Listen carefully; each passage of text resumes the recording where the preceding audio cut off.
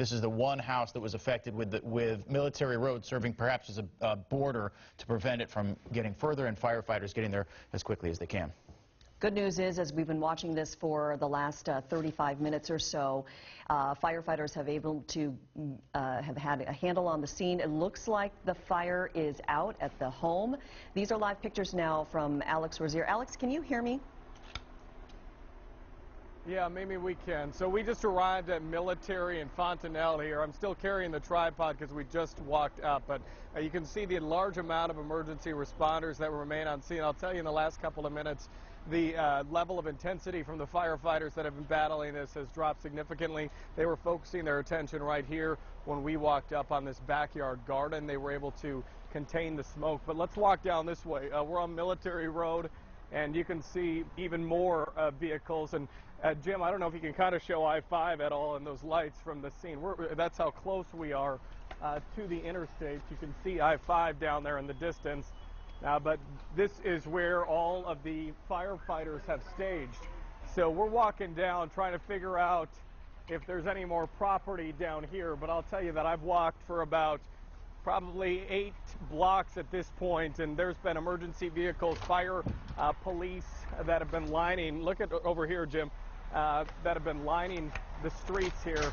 And you can see even some crews on this hillside right next to this home. I think Jake mentioned that this was the Google Earth home that he was showing, and it appears that they've saved the structure itself, which is quite impressive given the flames that we saw early on. But the Seattle Fire Department continues to put water on this scene, guys. I was just going to ask you, Alex, if you can actually still see flames burning on that hillside, and obviously Jim was able to zoom in and say, yes, there are still some flames, because from our DOT cameras, it looks like they've made significant progress in putting this fire out, almost to the point where they might have completely doused it, but it looks like they're still working on it right where you are on Military Road, and making sure that all the flames are out, right? The ashes, yeah, we can see that right now. Coming into the screen here, and yeah, and there's probably at this home alone more than a dozen to 2 dozen firefighters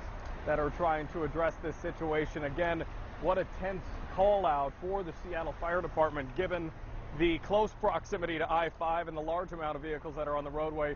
Not only that, you've got this home that is right here. Jim, show the exterior of the house, though. You can see that they are putting some water on it right now. I can't see the front end, so obviously, but for the most part, it appears that the structure itself looks okay. Now, that said, as I say that, you can see the large amount of water that they're putting on the home right now to try and save it. Yeah, we're not clear if that's the one where that fire was reported, or if there's another home farther down on Military. Mimi. Okay. It is. Yep. That is the home? Yep.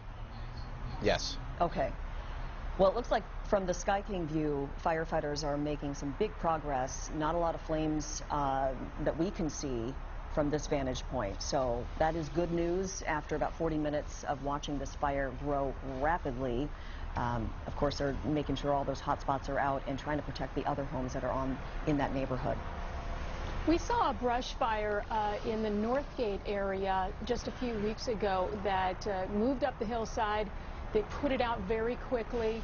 They checked for hot spots. They were there for, fire crews were there for hours on the scene. And a few days later, it reignited. So that's one of the reasons why they will just keep dousing and dousing and dousing the ground. So 2 right lanes are blocked. Cam, I know you've been keeping tabs on the traffic there. Just a few minutes ago from DOT, they were saying the backup is 2.5 miles.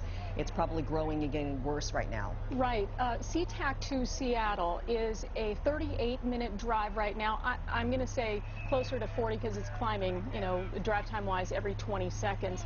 Normally, we'd be looking at a 13-minute drive from SeaTac to Seattle. So 99, 509, still looking like great alternate routes. As volumes build, northbound I-5 is going to get more and more congested, obviously. And from Sky King right now, you can see those firefighters down at the bottom of the hill on the freeway, putting out the flames from the ground down at the bottom of the hill.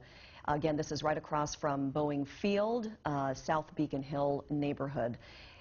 looks like pretty good progress that they're making as cars are slowly moving past that scene. A big distraction for drivers on northbound I-5. Yeah, considering that just 25 minutes ago, this looked like a massive wildfire, in a sense, a brush fire out of control. And look at the police presence and from Sky King, the backup that has ensued, as you mentioned, Cam, now double About or a even triple the 3-mile time. backup Yeah, now. triple the time to get from SeaTac Airport to Seattle itself. We've got Alex Rozier on the scene, Jake Wittenberg at the breaking news desk, Mimi Jung, I'm Steve Bunin. Cam is following the situation as well from our traffic center, and this is affecting in large part one house on Military Road in Seattle. This is just east of Boeing Field. All right, we're going to take a quick break. We'll be right back with more breaking news after this.